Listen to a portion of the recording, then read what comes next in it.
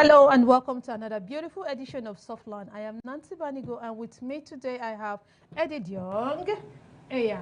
How are you doing, Eddie? I'm fine, Nancy. Hello, everyone. How are you today? It's nice to have you out there watching us on Softline ADBN TV. You're welcome. All right. So, Eddie, yesterday I was chatting with someone and we were discussing how parents like to, hand their children over to boarding schools these days. Okay. Some parents say due to the economic hardship, the fuel, transporting, going to pick these children up and down. So it's better by the time they calculate it, they think it's more economical to send these children to boarding school. And I was telling this friend that, is it not parenting with convenience these days? Because I see so many people, okay, you just send these children to boarding school. Now, after they go to boarding school, they only come home probably 2 weeks, 3 weeks, maximum 3 months when they come for the third time. And then before you know it, they are done with secondary school. Before you know it, they are into university. Before you know it, they are already married. This close bond that we used to have with our parents, it's no longer there. I did my best to discourage this parent yesterday, as in why not to send the child to boarding school. This parent was busy telling me of the economic hardship, was busy telling me of the stress of picking these children up, was busy telling me about how much she's going to spend if she's going to be buying clothes for them if they are in the house. But if they are in boarding school, all she needs to do is just to buy them, what was it she called it? I think they have this one provision. Clothes, okay, uniform. They wear during the weekend. That was all she needed to do. So I said, okay, I'm going to ask Eddie today. What's your take on this? Why do you because want it's becoming a trend. Why do you want to ask Eddie? I need to know. And you know what? I just realized that you are one of those that you're on that side and I'm on this side. Yeah. Which side are we talking about? You're on the side of the day student. I just want to know your I'm on the side of the boarding. Yeah, okay, that's what I'm saying. So here we are. Okay. I've always so been. Makes you like the boarding? Obviously, from time I've always felt sending your child to a boarding school would make that child learn better. That things the child will be exposed to that naturally in the house the child wouldn't learn. We learn by association, and it's very key.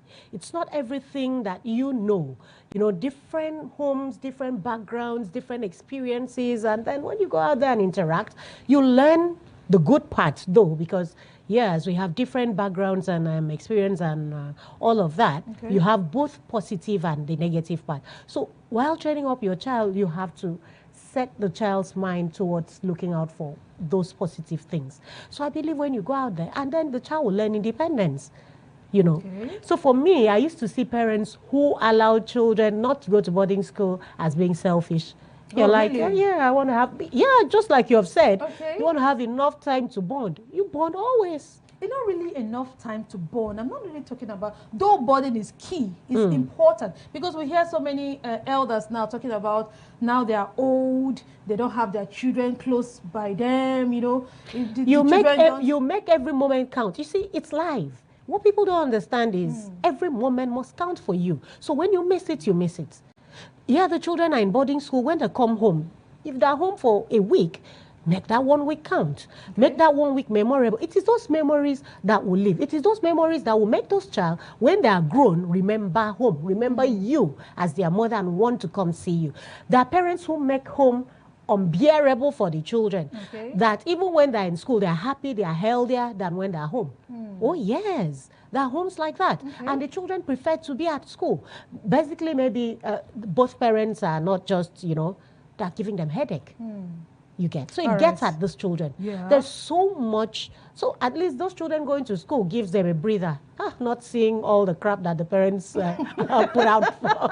No, honestly. Now you're talking. No, honestly. Now you're talking. No, aside that, some other, maybe situationally or circumstantially, they are not living with their biological mother. Okay. For example, children growing under the nurture or guardian of their stepmother.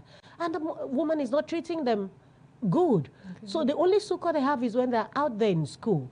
But aside all of those, for me, majorly, when you're in the secondary school, you have a timetable for waking up.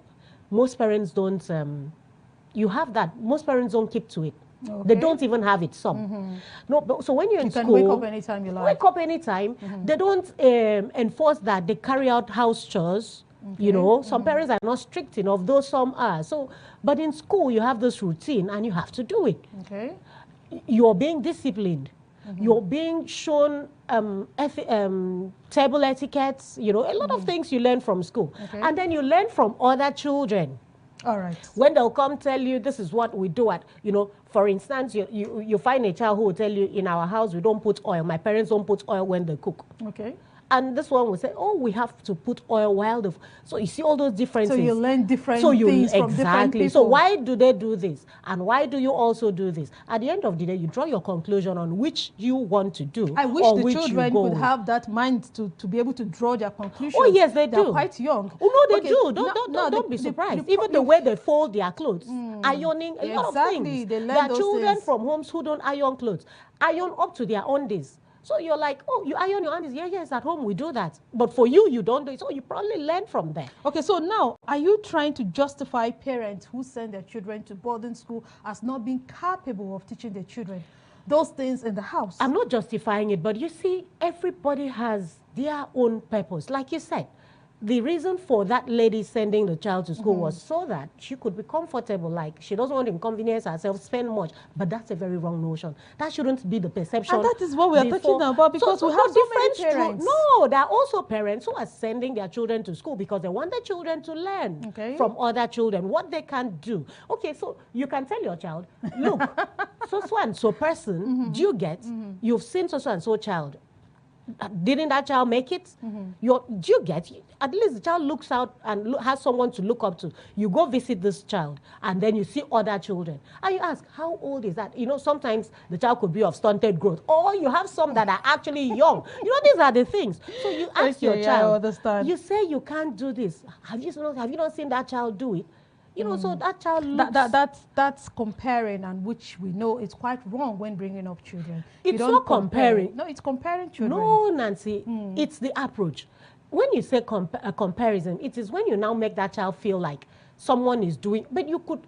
There are positive, healthy, and unhealthy comparisons. So whichever you look at it, the healthy comparison is what I'm talking about. Eddie grew up in the boarding school, I think. Nancy, so she's an advocate. She's an advocate for boarding schools. We could make this our topic and fight over this because, like I said, you don't believe in going to boarding school, and I do. So definitely, it would take a while for us to come together to terms with this. The point is, there's a trend of parents sending their children to boarding school for some flimsy excuses. That's what I'm saying. We talk about, so I mentioned those excuses to you. That's and very wrong. You don't agree with it. So why would a parent have this mindset as a reason to send the child? I just made my point. Exactly. So we have those points you have made, which of some of them I agree with you and some I don't agree with you. But then I think we'll get a professional who will come and talk to us about boarding school trend. If it is the right way to go, when is the right time to put your child in a boarding school, and what circumstance, should you be in to want to put your child in the boarding school? We'll go on a very short break. This is not our topic for today. We'll go on a very short break, and when we come back, we'll introduce our guests as well as our topic. Stay with us. We'll be right back. No matter wetin I see, enough fit make mouth heavy to talk am. That's now why people dey talk. You know wetin dey worry you, but you no go fit take help yourself. In this kind of situation now, what if they really no talk to una? Wetin be the way forward? They go bury our chairman on Thursday. We go remain here. Make we talk good where we dey see good, and where we know say we no dey see good, make we also dey talk am. No woman, no mother deserve to know the grave of his child. The bank manager, the bank executive, they are the one the government should first face. People They Talk, the show on Monday to Friday by 5 p.m. on top ADBN TV. It is Groovy Mono, aka the Steve Prince. Yo, what's up? It's Big Shags. I'm in London. Hey guys, I'm Princess Jekoko. My name is Mutale Mwanza, the Queen of Zambian Media. My name is Grand Prince Itek. Hi guys, my name is Baj Adibule. I'm an actor and a filmer. Hello guys, I'm Falagade Banks. My name is Kelechi Amadiobi, photographer, storyteller. My name is Lanradi Dura, I'm an actor. My name is Chidi Mokime. Hi, my name is Ucheuba. It's TV season. I'm Miss Thames. Hi, ladies and gentlemen, boys and girls, mamas and papas. I am Jimmy. You can call me the Entertainer. My name is Esio Dometa. I am an actor and a film producer. My name is Sadiq Ravana. Hi. My name is Julius the Genius. I would give a shout out to ADBN. Big shout out to ADBN TV. You're watching ADBN. And you are watching. Keep watching ADBN TV. And this is ADBN TV. And this is a shout out to ADBN TV. Keep watching, don't switch the dial. Shout out to ADBN. Keep watching, love. And you are watching ADBN TV. Shout out to ADBN TV. I've got one thing for you. Make sure you keep watching ADBN TV. And shout out to ADBN TV. Shout out to ADBN TV. Don't touch the dial. And you're watching ADBN TV. Keep watching ADBN TV. And I'm shouting out to ADBN TV. They're watching ADBN TV. Keep watching ADBN TV. This is where to be. And you're watching ADBN. And shout out to ADBN TV. And shout out to ADBN TV. Keep watching. And you're watching ADBN TV. Keep watching ADBN TV. Right now, you are checking out ADBN TV. One time. ADBN. Keep watching. I love you and kisses. Keep watching ADBN. And a special shout out to ADBN. Keep doing what you're doing, guys. Please don't touch that dial. Stay groovy. Hey, Bobby. Ha! It's a shout out to ADBN. ADBN. Advocate Broadcasting Network. Step into the heartbeat of the world where news meets real talk. From breakthroughs in diplomacy to humanitarian challenges and scientific milestones, Global Digest takes you beyond the headlines and straight to the heart of the matter. I am Amma Marcus. Be a part of the world unfolding stories at 3 p.m. on ADBN, channel 258 on DSTV, and Star Times, channel 140. Global Digest, your window to the world's current affairs, only on Advocate Broadcasting Network.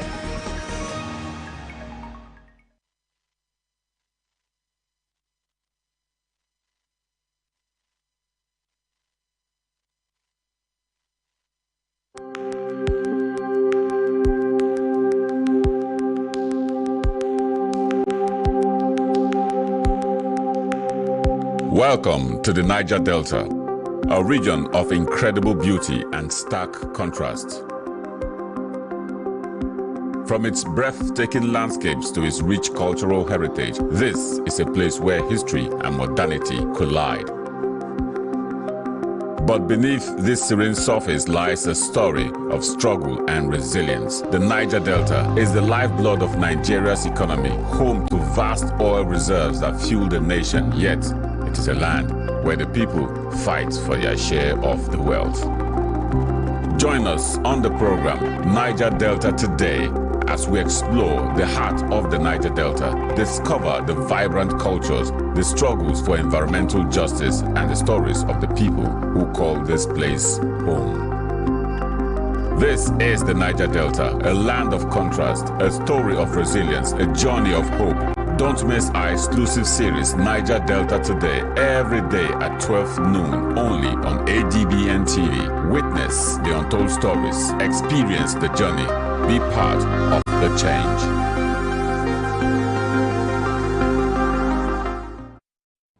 Welcome back to our discussion today, which is focused on eye health. Our eyes are the windows to our world, and yet many of us take our visions for granted until problem arises.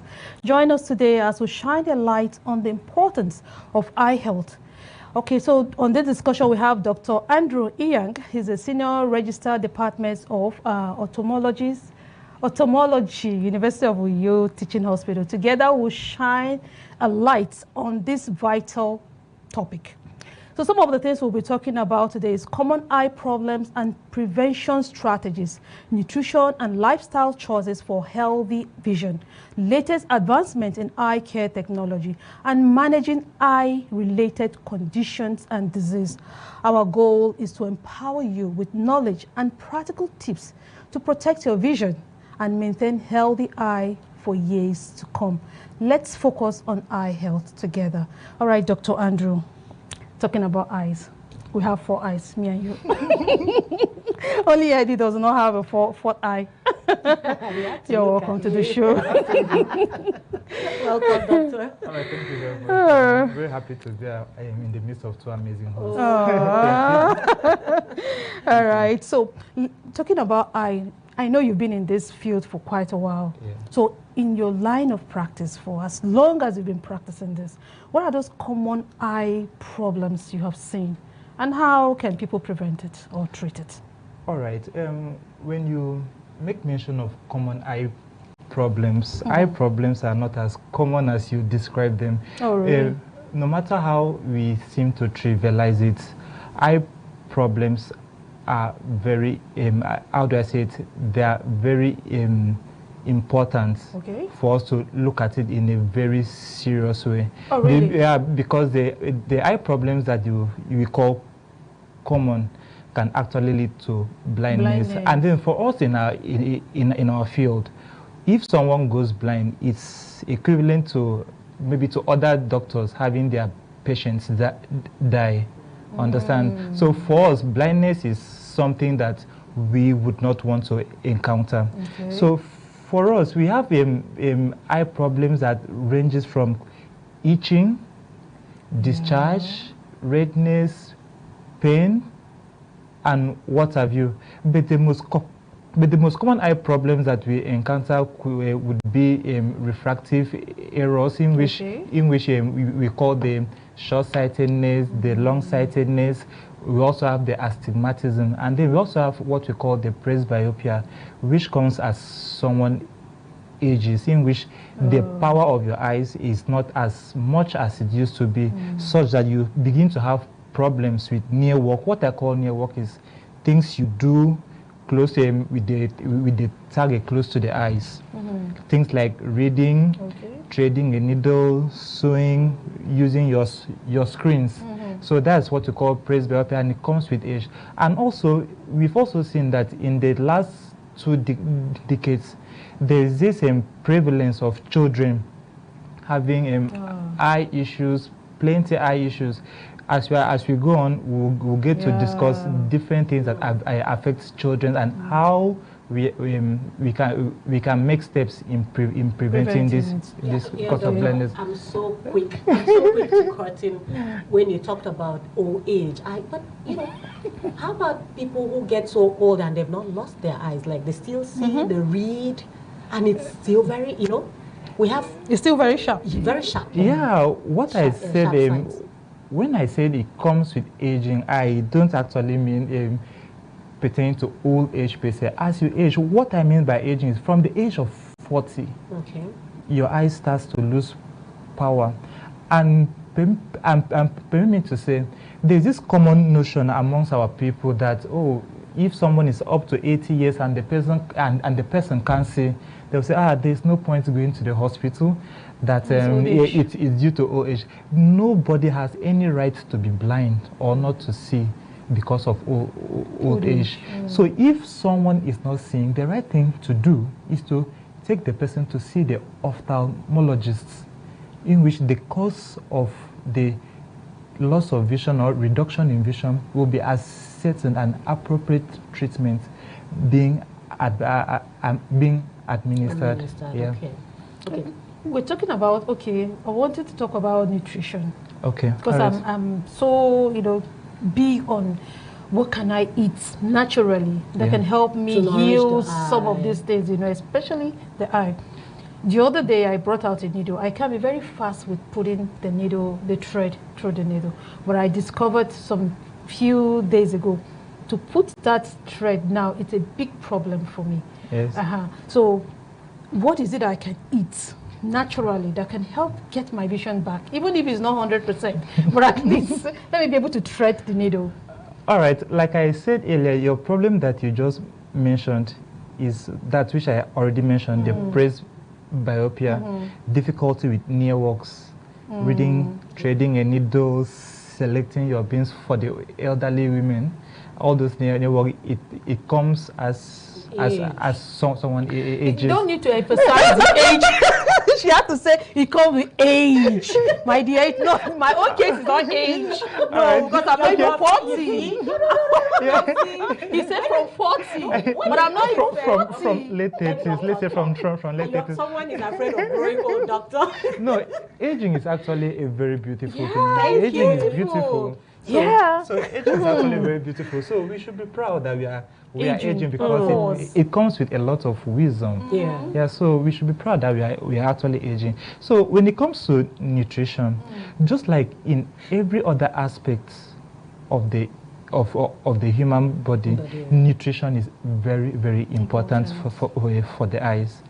For us, adequate and proper nutrition is, we cannot overemphasize it, because let's say for things that are actually very good for the eye, we usually talk about green leafy vegetables, where you have your normal vegetables. We have things like carrots, your nuts, your fish, your beans, and then all other forms of non-meat proteins.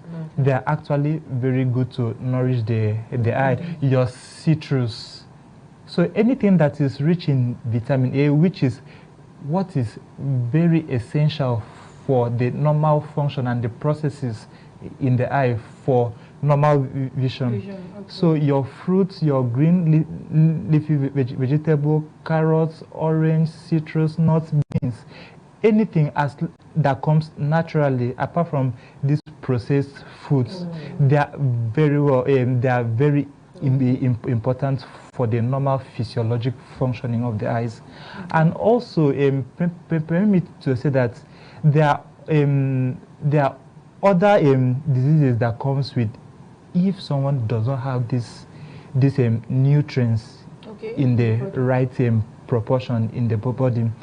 What of importance is the one that affects children, which we call the vitamin A deficiency. Understand? So once this happens, you hear of night blindness. It comes as a result of vitamin A deficiency, and also there are so many processes that leads to that. There are so many association, measles infection. So you see, if a child is not properly nourished, breastfeeding, exclusive breastfeeding for the first 6 months, because these vitamins and nutrients are that are adequately provided in the breast milk. So if a child is not properly exclusively breastfed, and there is no adequate replacement in cases where the mother is not around, and this child is not properly breastfed, this child might come down with all these deficiencies that the untoward effects, apart from the night blindness, there's so many other things that can malnutrition, diarrhea, and also even maternal malnutrition. Because if the mother is malnourished, the breast milk that she will be giving to the baby will also be lacking in most of these nutrients and vitamins. So proper nutrition is also very important in eye health.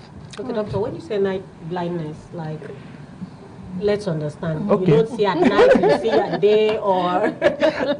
all right, there are things, maybe during our secondary school, you heard of the rods and the cones that mediate between night vision and day vision. The rods mediates for night vision, understand?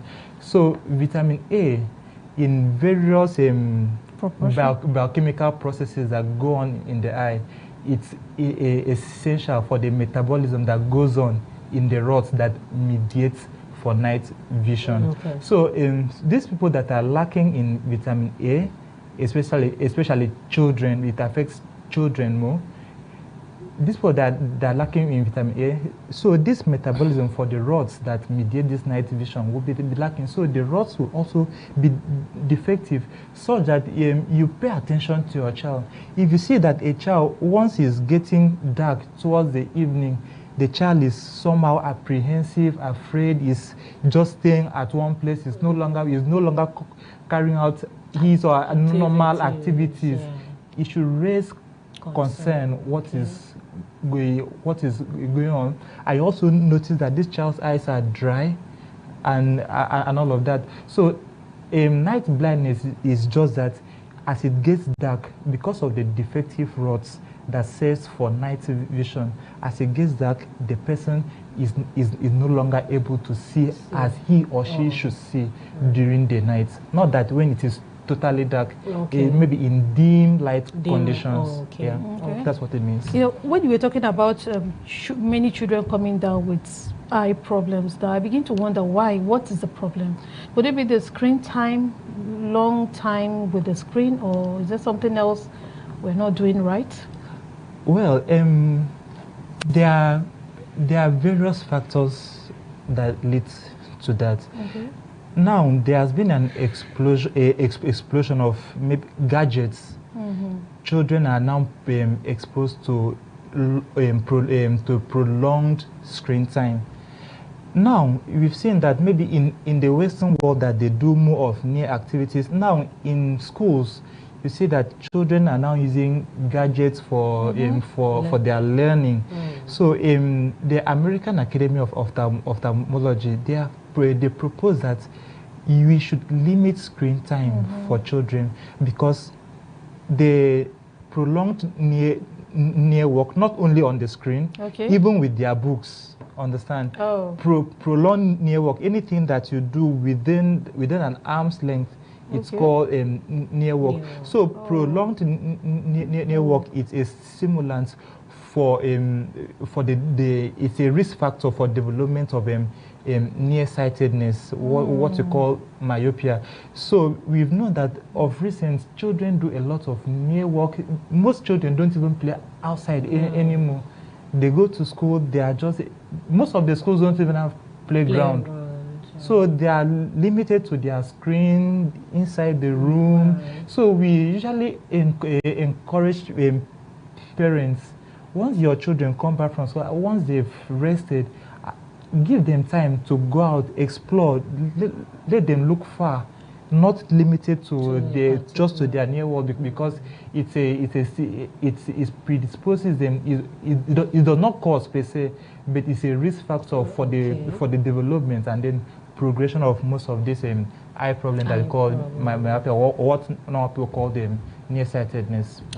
Yes. So let's also look at the types of eye problems.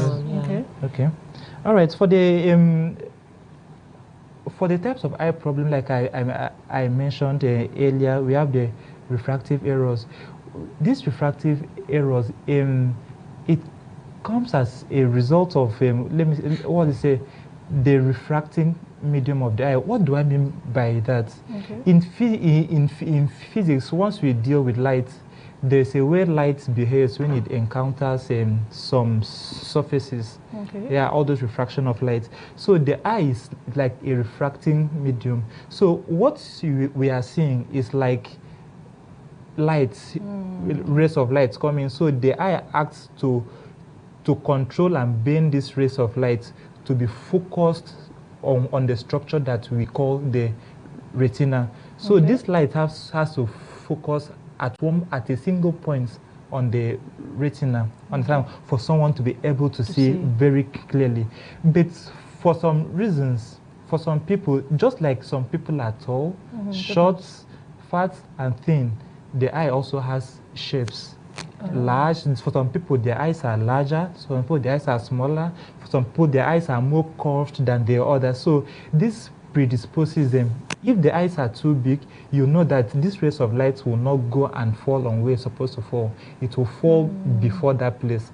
And if it is too small, the rays of light will pass the point it's supposed to focus on, and then it will focus behind what we know as the retina. So this predisposes people to what we call the myopia, and then hypermetropia, and then the astigmatism. Astigmatism depends on the curvature of the eyes, although there are various other factors in which the scope might be too enormous for people. So once this happens for refractive error, what we do is that we just check your eye, do eyeglasses test to correct for these defects in the eyes, so that this light will now be focused on where it is supposed to focus. And for instance, there are some people that say, oh, my child is too small, my child can't wear glasses.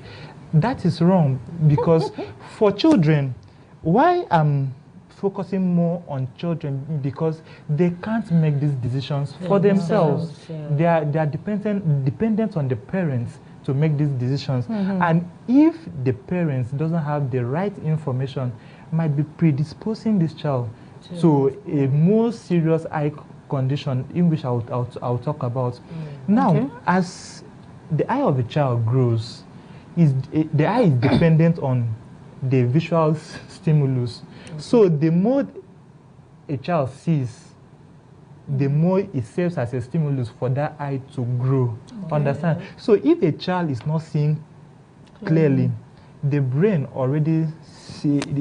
already signal that that's how that vision is supposed to be. So that eye might not develop as the other eye in what we call amblyopia. And if you don't correct for vision early enough in children, later on it might be difficult or even impossible to correct again for that vision. So early correction of visual disturbance in children is very, very important. In fact, okay, let's go on a very short break, and when we come back, we'll continue with this discussion. Because I'm beginning to get scared, early detection. Let's go on a very short break. We'll be right back. Stay with us. No matter wetin I see, enough fit make mouth heavy to talk am. That's now why people dey talk. You know wetin dey worry you, but you no go fit take help yourself. In this kind of situation now, what if they really no talk to una? Wetin be the way forward? They go bury our chairman on Thursday. We go remain here. Make we talk good where we dey see good, and where we know say we no dey see good, make we also dey talk am. No woman, no mother deserve to know the grave of his child. The bank manager, the bank executive, they are the one the government should first face. People They Talk, the show on Monday to Friday by 5 p.m. on top ADBN TV.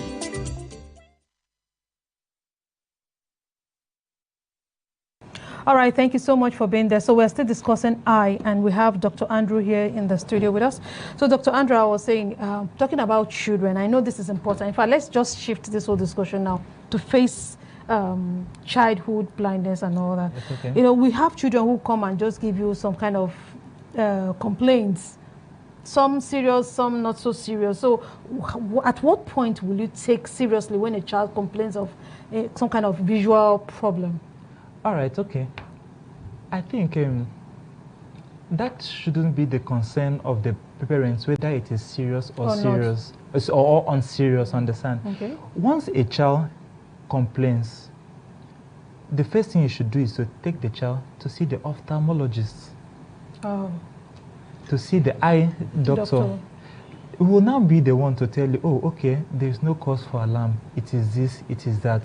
The most common cause is blurry vision. A child can come, most of the time at home, you see a child standing up to go closer to the television set to watch the television. Most parents will shout at the child, go back and sit. I can see. Why can't you see? You are just a child. So that is the first sign that the parents should take note. Why is this child going closer to the television?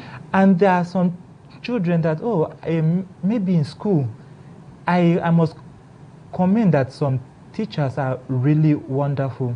They see that a child is not seeing well from the class. They will bring the child to the front row and then inform the parents. Take this child to see the doctor, because that could be also a sign.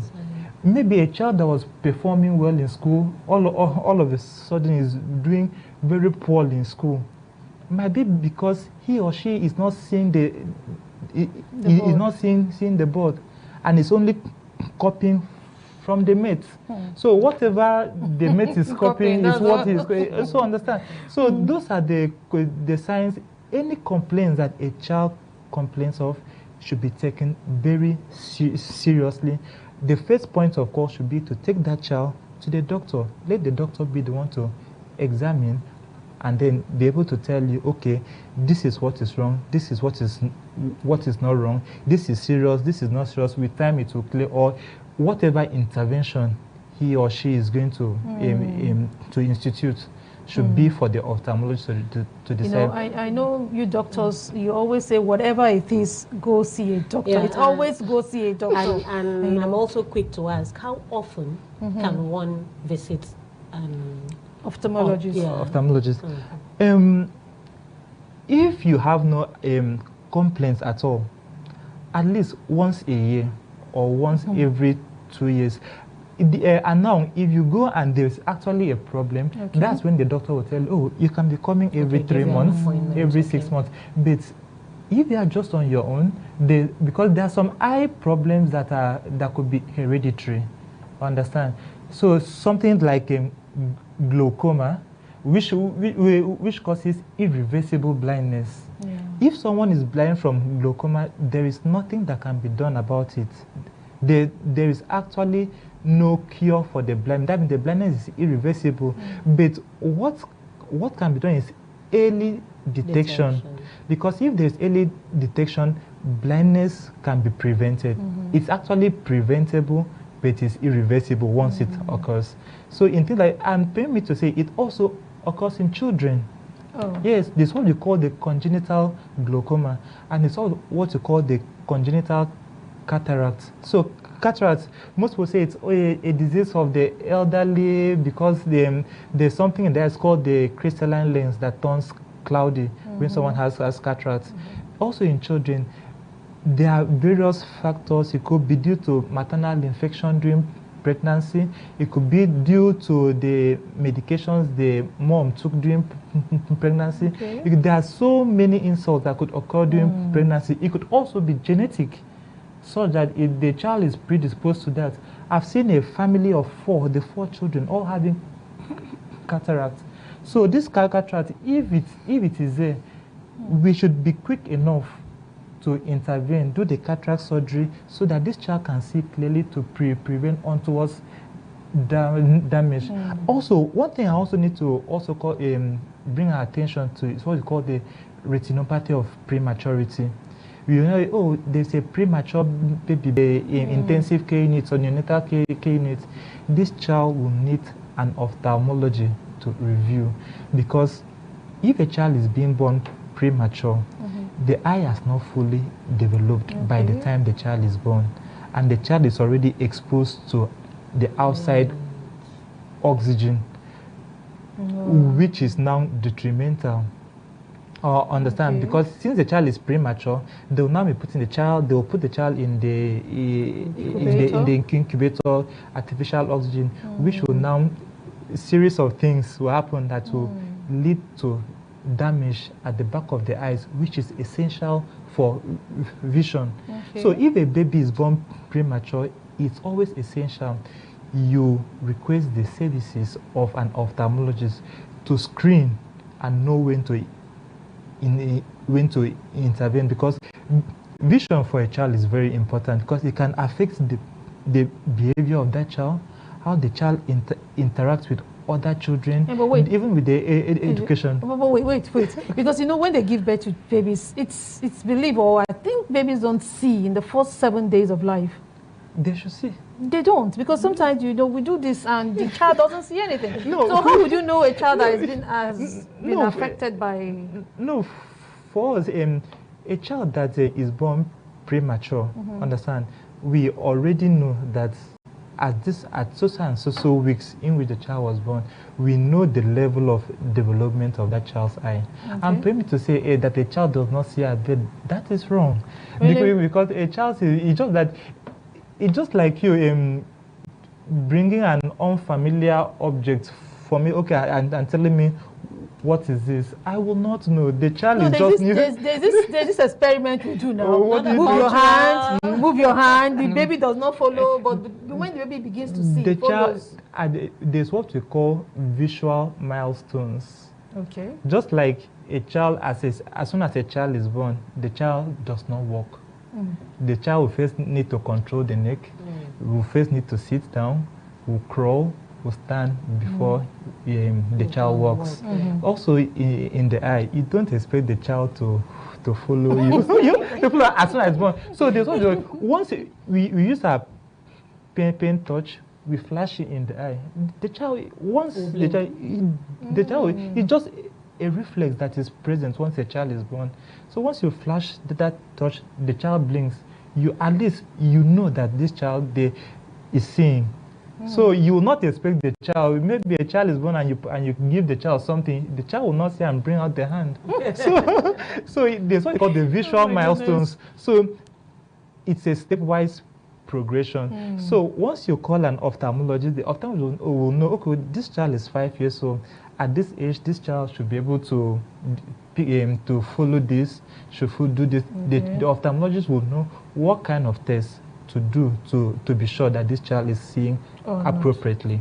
So for children, at what point, apart from at birth, when the child would have been examined and deemed fit, afterwards, at what point do you think a child should visit the ophthalmologist? And well, there are various indications that should cause concern for the child. Because now, if a breastfeeding mother, the normal is that once you are breastfeeding, the child should fixate on the mom, because that also promotes bonding. Understand? So if a mom is breastfeeding and the child is just wandering, the head is wandering, is not fixating on the child, is not on the mother, it's a cause for concern that child might not be seeing. So at various stages in life, there are various things that could be a pointer. There are all those some children that once they are born, you'll be seeing plenty discharges from the eyes. That should also be a pointer that there is an infection which could be due to the birth and they what we call the ophthalmia neonatorum. That is for us to explain. So there are, at various stages in life, there are things that you know that this child should be able to do at this point, but the child is not doing. So it should be a cause for concern. Okay, so doctor, let's look at care of the eye. Okay. Just like before we talk about care of the eye, please, I'd like to know, are there like exercises you can do?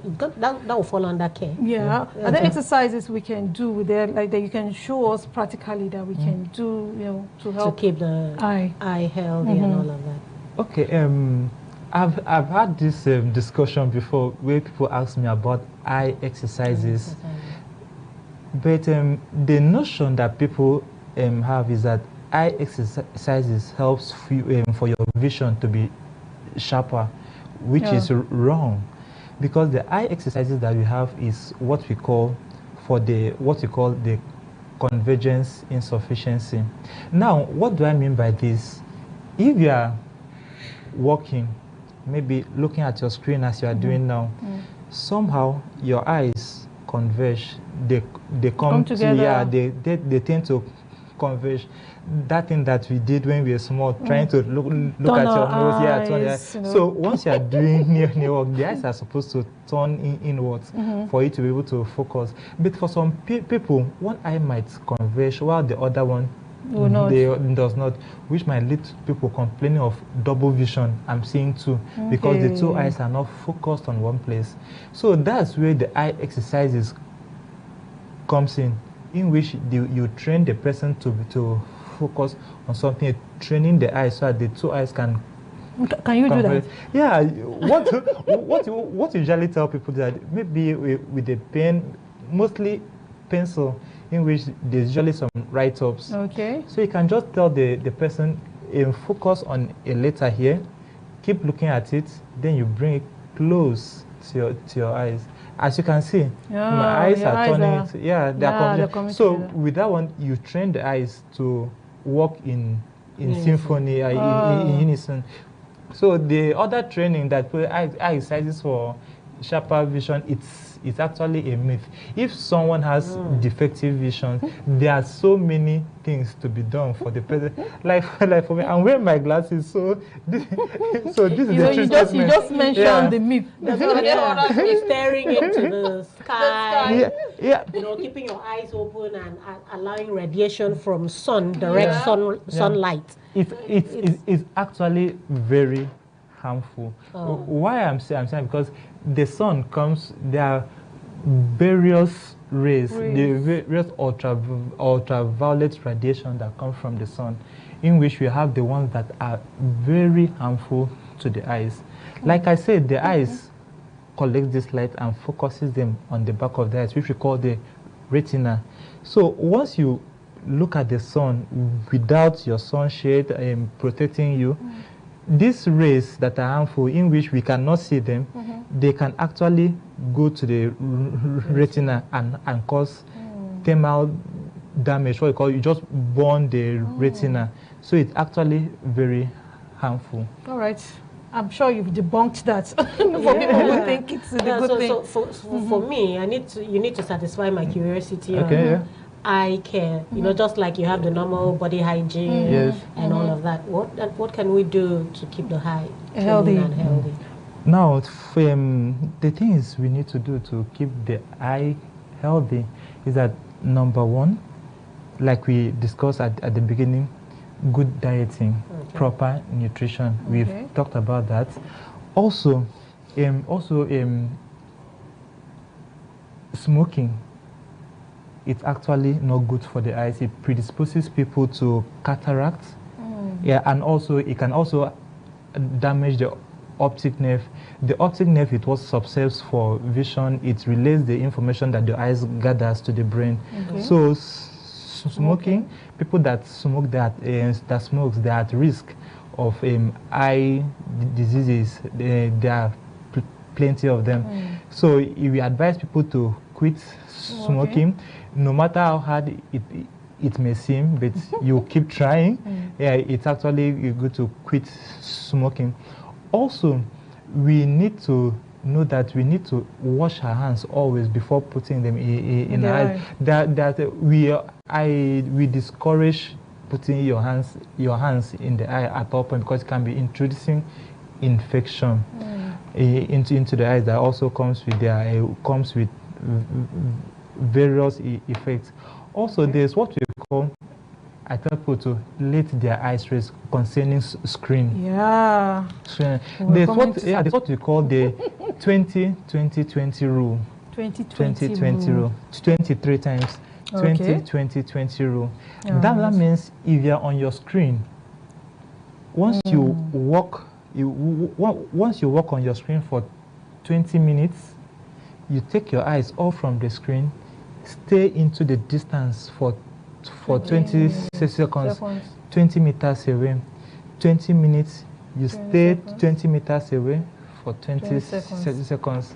Understand? It helps the eyes to relax and then readjust. Understand? Because the symptoms that we see, what you call the computer vision syndrome, is not like a permanent problem per se. It's just a temporary problem, because once you are staring into your screen, you blink less.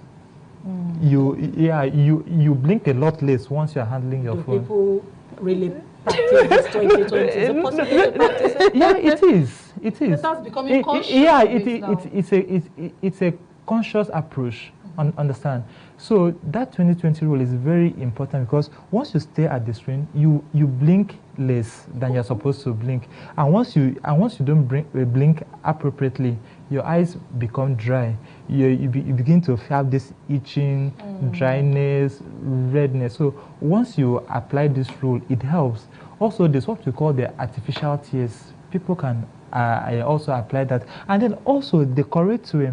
Just like your pad is here, the correct way to is to put your screen a little bit below your eye level. Okay. So that you are looking down on it so that your lids is somehow, your globe is not so much exposed, your eyes is not exposed to air. So it also helps. Okay, because we don't have much time now, okay. we have just 5 minutes, and I'd really like us to touch 3 questions. Okay. You know, they talk about people using not prescribed Blu-ray cut. Okay. Is that in any way harmful? Because I see people go to the market. We have Blu-rays that are readily available for you to just pick and to protect your eyes from the light. So I'm just hearing somebody saying that it's harmful. It has to be prescribed. Is that in any way? Okay. Now, the the blue cut photochromic glasses are actually, we should encourage it. Okay. We should actually encourage it. So I don't think it is harmful if there is no power in the lens. Okay. If it's just a plain blue cut photochromic, it protects the eye. It should actually be encouraged because it blocks most of the harmful and ultraviolet B light that comes out from our screen, from the sun, and everything. Okay. As long as there is no power in the lenses, but most of the time we just encourage people to go see eye doctor, be properly refracted, so that if you have any need for a power to be in your lenses for the correction of your vision, it can be done appropriately. Because there are so many people that they don't know that they have eye problems, because all their lives they think that the way they see the environment is how it's supposed to be. That's how every other person around them sees. Okay. But there are some people that will come to the eye clinic. Once you give them the glasses, they say, wow, things are so sharp. Wow. So that's why we encourage visits to the eye clinic. So let's, before I let Eddie come in with your question, let's talk about, are there any latest technology, you know, when it comes to eye? Any latest advancement in technology? There are various advancements in technology. Like once you come in for eye checkup, there are various parts in eye checkup, from examining the outside, the external part of the eye, and also examine the inside of the eye, what we call fundoscopy, and also checking the eye pressure. Before now, there were various methods of checking for the eye pressure, including dropping something like a metal on the eye. You are lying down, but but now we have things, the non-contact. You don't need to touch your eyes, just an ear puff. And there are also development in the surgical aspects and techniques, such that most of the eye surgeries that we do, they are actually very safe now, and then it's very seamless. So there are technological advancement, even gene therapy and all that. So there's a lot of technological advancements in eye care. All right, thank you, Doctor, so much, Dr. Andrew. Eddie, one more question before we go. Well, I'm trying to imagine the pains. You know, some people have headache and then they relate it to eye pain. Yes. So, does that relate? Yes, it does. Actually, the pain, headaches from the eyes is usually due to a defective vision, let me put it that way, and the person is straining to see. You see, some people tend to squint, to close their eyes, trying to achieve clear vision. All those activities using the facial muscles and all that, with time there is fatigue. So the person will now come down with eye pain, frontal headaches over here. So those might also be a pointer, and there are various other types of headaches that are associated, even with migraine. There's even there's a visual symptom that might point towards migraine. So there are so many chronic diseases in which, like hypertension, diabetes, the first time someone might know that he or she is diabetic or hypertensive might be in eye clinic. Okay. You look into the eyes and you are seeing the complications, the signs of diabetes, and you now tell the person, please go and see a cardiologist, go and an endocrinologist. So, all right, we didn't have much time. We would have talked about colors of the eyes. You know, sometimes we see somebody with some kind of red eye, and we say they have what they call it again, Apollo and all that. Yes. But we have to go. We really don't have much time. Thank you so much, Dr. Andrew, for coming on the show. All right. You have a final word you want to say? Yes. Yes, I do. We are celebrating the World Sight Day on Thursday, usually marked by the second Thursday in October.